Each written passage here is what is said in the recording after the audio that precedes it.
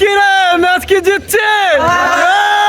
আমরা নল্লবাগি খেললে জিততে যাইতে আছি। আমাদের ক্যাপ্টেন একখান মনে করেন ম্যাচ জেতার পর ম্যাচ জেতার পর ইফতার করায় নাই। আমরা ইফতার করমু একটা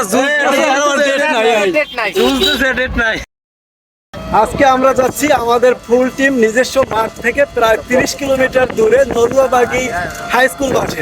বড় প্লেয়াররা বাইকে করে চলে যাইতে আছে। ইতিমধ্যে আমাদের প্রাইভেট জেটও চলে আসছে। আমরাও আমাদের প্রাইভেট জেট নিয়ে রওনা হইলাম। তো পথ থেকে দুইজন প্লেয়ারকে আমাদের সাথে নিয়ে যাচ্ছি। একটা হচ্ছে জুবায়ের আর একজন হচ্ছে রেজাউল। তো মনোরম পরিবেশে নদীর গা ঘেঁষে হবদার রাস্তা দিয়ে মনের আনন্দে হাওয়া গায়ে লাগিয়ে আমরা সবাই যাচ্ছিলাম। ঠিক তখনই সকলে চমকে উঠলো, কারণ যেই প্লেয়ার কখনো টাইম মতো মাঠে আসে নাই সেই প্লেয়ার ব্যক্তিগত বাইক নিয়ে ড্রাইভার ভাড়া করে তারপর যাচ্ছেন।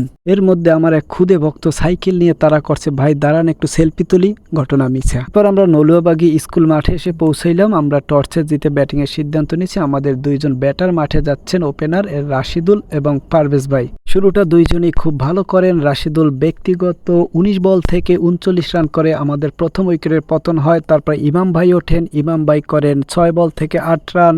পারভেজ ভাই 13 বল থেকে 23 রান, আমি 15 বল থেকে 32 রান, হিমন 9 বল থেকে 17 রান। দুর্দান্ত ব্যাট করে আমাদের সকল ব্যাটাররা। এই যে লোকটা দেখছেন, এই লোকটা সে জীবনে কোনদিন রোজাই ভাঙে নাই, কারণ সে জীবনে কোনদিন রোজা থাকেই নাই। যে আমাদের দুই রোজদারিরা পেট ভরে খাইয়েছে, ওই হিমন আর এরা হৃদয়।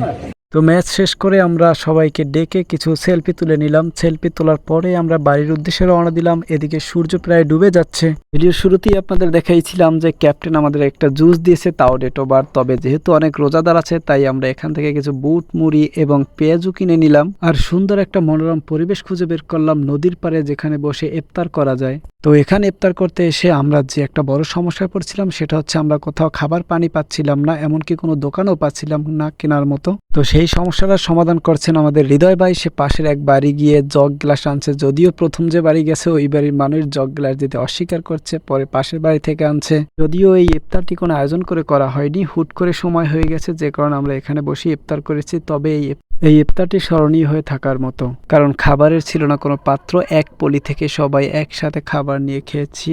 খাবারের শেষে ছিল ফুইটের ব্যবস্থা, তবে সেটা কাটানোর জন্য ছিল না কোনো ছুরি, তাই হাত দিয়ে ছিঁড়ে ছিঁড়ে খেতে হয়েছে সকলকে।